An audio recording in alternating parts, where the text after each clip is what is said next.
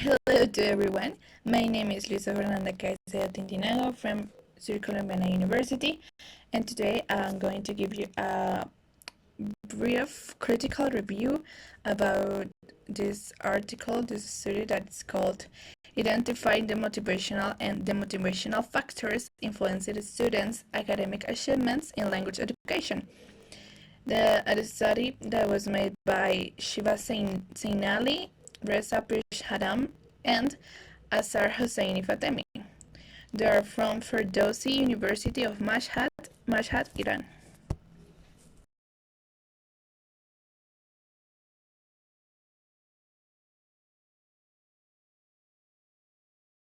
Now, I want to introduce you to the authors of this research.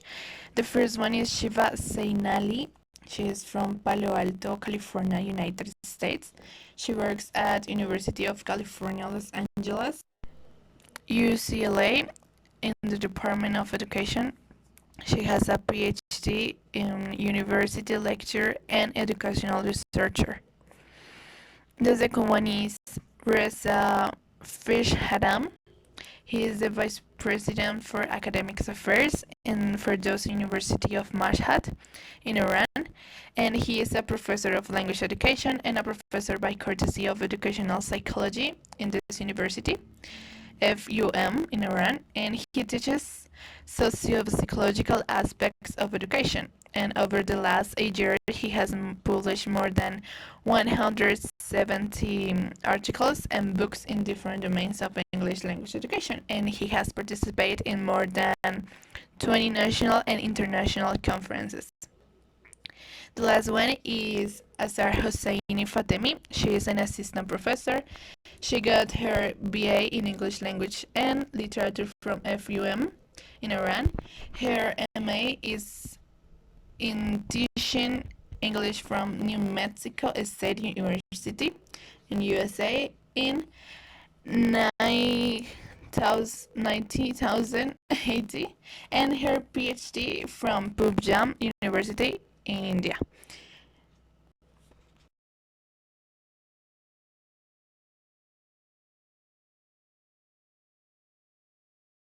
Now with the objectives, first of all, I gotta say that motivation is most frequently used term according for the success or failure of any complicated task, and it is defined as the sum of the incentives that possibly force the choice of a specific behavior or purpose.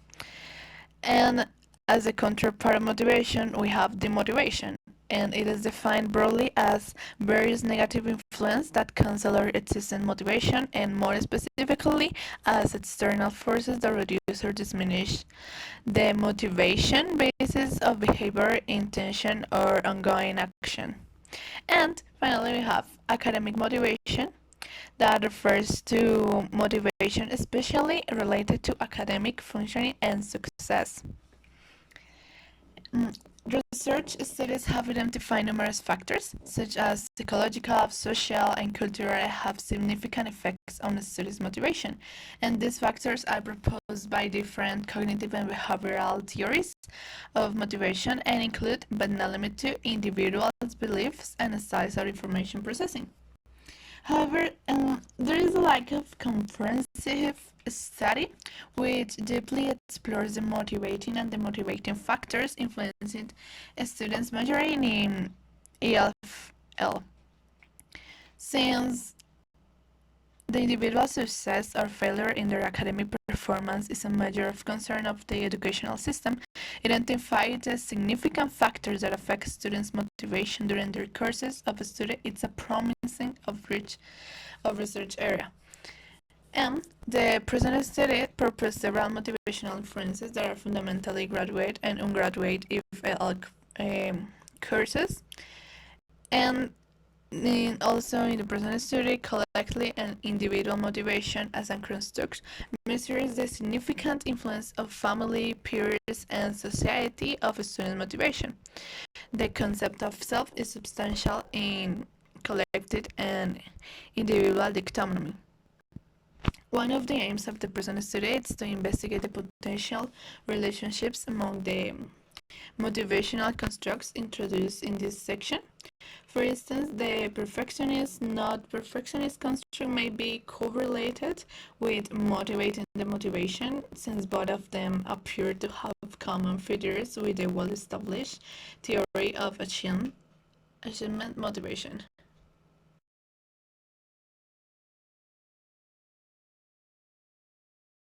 Now we have the methodology. The first part is the participants, and this study was conducted on 800 students plus 10 students in the pilot study, measuring in EFL in Iran. In the piloting stage, 10 graduate and undergraduate students measuring in EFL were selected to be interviewed. The participants were recruited based on their GPAs.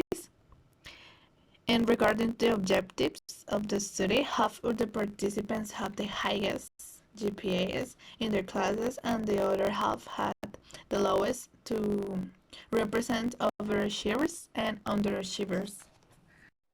The other part is the instrumentation and the motivational pattern scale MDPAS had been developed for the purpose of that study and was used as a research instrument. This scale consists of 5 constructs, and these constructs were decided with respect to the teams, and information emerged in the semi-structured interviews in the piloting stage, and also exists in the literature reviews.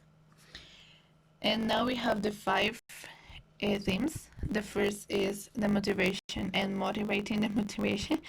Those who score higher in motivation and motivation are open to challenge and see the motivational factors or situation as opportunities to work harder and make better progress.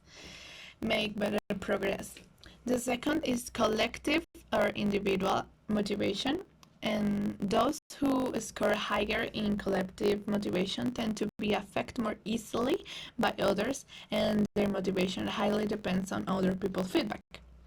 The third one is perfectionist and not perfectionist motivation. This construct measures the extent to which a student seeks perfection in their studies and desire to be the best in everything they do, including their educational lives. The fourth is intrinsic and extrinsic motivation. Students who are intrinsically motivated find educational activities enjoyable and interesting, while those who are extrinsically motivated consider education as a means to an end. And the last one is cooperative and competitive motivation. That is, those who score higher in cooperativeness tend to collaborate with their classmates, value interaction, and prefer group work. And those who score higher in competitiveness strive to achieve competitive advantages. And that's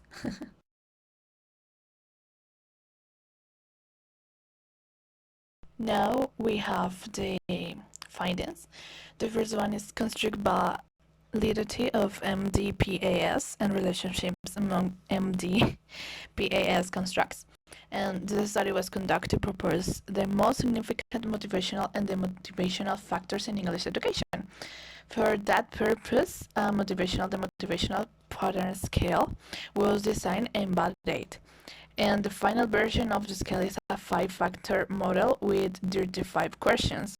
And the results of the goodness of fit, and this is showed the sufficient fit to the data and confirm the 5-factor structure of MDPAS. As a result, the current model is considered acceptable.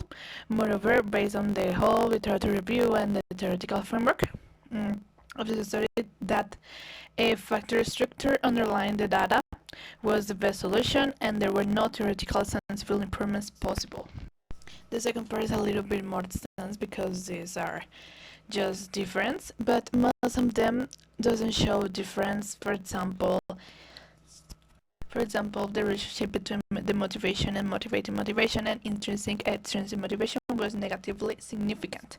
So that outcome can be justified if we accepted the scoring factors and will not easily influence the students who are intrinsically motivated during their course of education.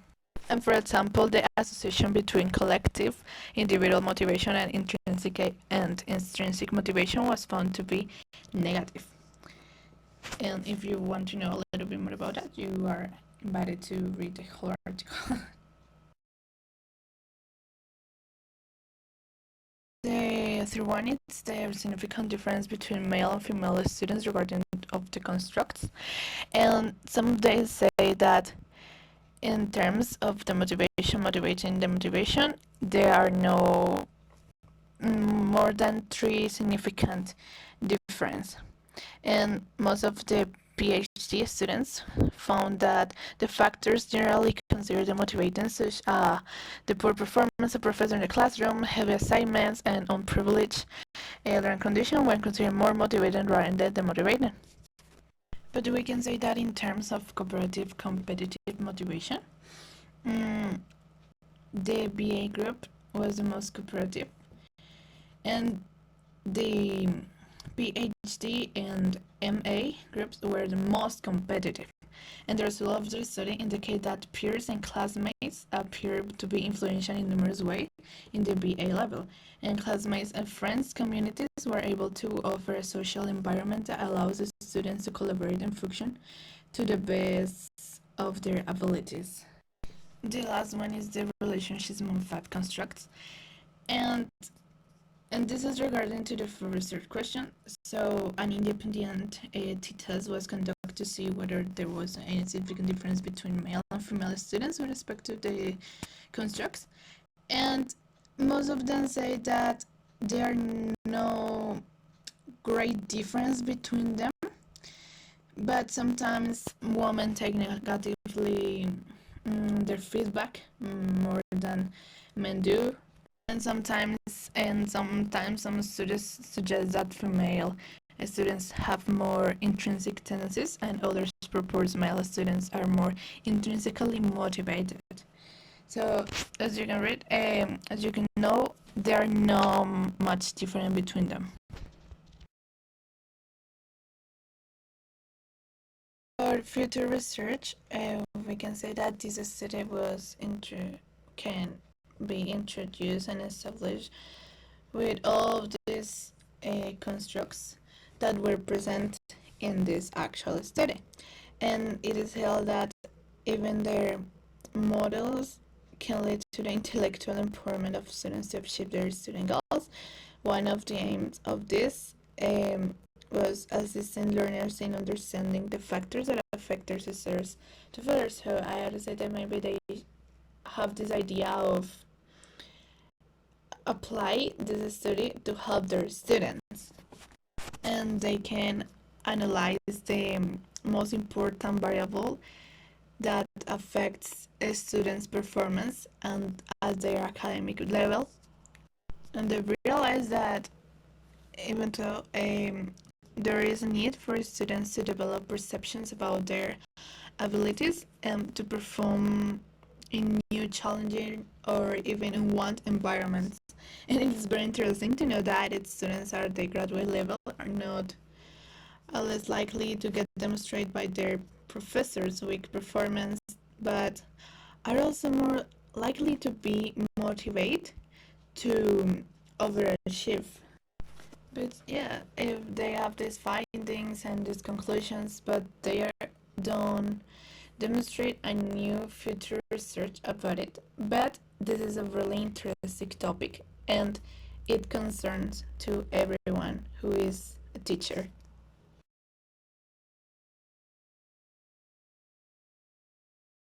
We have the strengths and weaknesses. Well, this study has a lot of strengths, like their participants, how they develop the study, uh, how they present some results, but this is kind of both. mm, their theory it's pretty clear. They know what they are doing, And when they explain or they theoretical framework, it is very clear to know what they are talking about. But here are the weakness that I've found, that it was that even if the results were clear, the text, the graphics, the seats tables that they show are not pretty clear with the information, and they are more like um, data that it's with numbers, no experiences, no all that. This is quantitative research.